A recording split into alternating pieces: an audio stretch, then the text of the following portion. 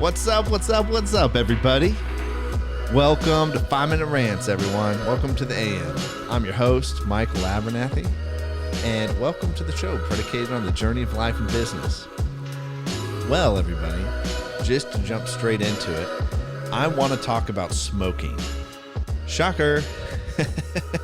Now, what's going to be really interesting is a lot of y'all, when I say smoking, probably already thought about, oh, how it's bad for you, how it's this, how it's that. Oh, I wonder what side of the ballpark he's on. I actually don't want to talk about any of those things. One, personally, I do believe smoking's bad for you. I don't think you should smoke. I think you should really love yourself and take care of yourself.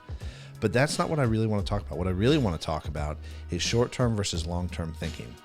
So I really believe that one of the major problems and obstacles to overcome personally is to see yourself where you stop and you interact with short-term thinking moments. And what happens is we interact in long-term moments and we apply short-term thinking there, and it's super detrimental. So let me give you an example. This is why I wanted to bring up smoking. All right, I'm gonna give you some smoking facts to think about this. Okay, 20 minutes after you quit smoking, your blood pressure and pulse rate drop, and your hands and feet, they warm up because circulation comes back. That's 20 minutes, right? This is after you quit for 20 minutes. All right, 12 hours, all of your carbon monoxide levels and your oxygen, decrease. So in other words, you can breathe better, you have better oxygen levels, you feel better, right? And then that automatically starts, being better for your heart, reducing heart risk and disease. 24 hours after quitting, your chance of heart attack decreases. 48 hours after quitting, nerve endings in your mouth and throat regenerate, so you actually have things grow back. 2 weeks to 3 months after quitting, your circulation continues to improve. Your aerobic capacity improves. In other words, your ability to run, breathe, all those things, okay? That means that walking becomes easier, right? Walking, it's hard to walk when you're smoking. Right? 1 to 9 months after quitting smoking, related respiratory systems decrease, such as coughing, sinus congestion, and shortness of breath. Your energy increases as fatigue decreases. Your lungs become stronger and are better able to fend off infection. So 1 to 9 months, again, your breathing is still improving, okay? It's not just within the first, 20 minutes. This is 9 months after you quit, your breathing's improving. A whole year. You almost made it all the way around to Christmas.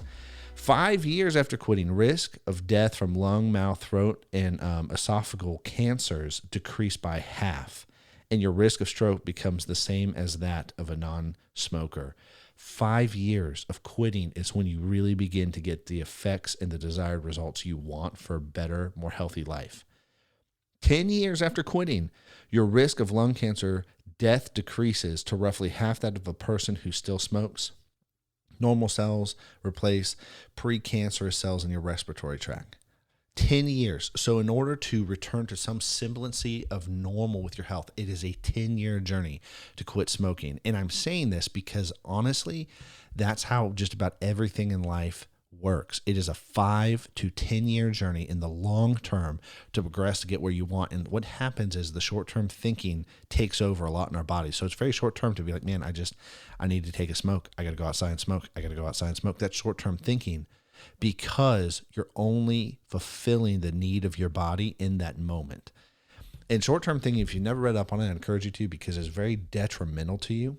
But think about that. 10 years of not smoking again, 10 years, around the 10-year mark after quitting is when the full health effects really start taking place and your body heals. That's business. Business really operates in 5 to 10-year cycles, okay? You look at the economy, there's huge 5 to 10-year cycles.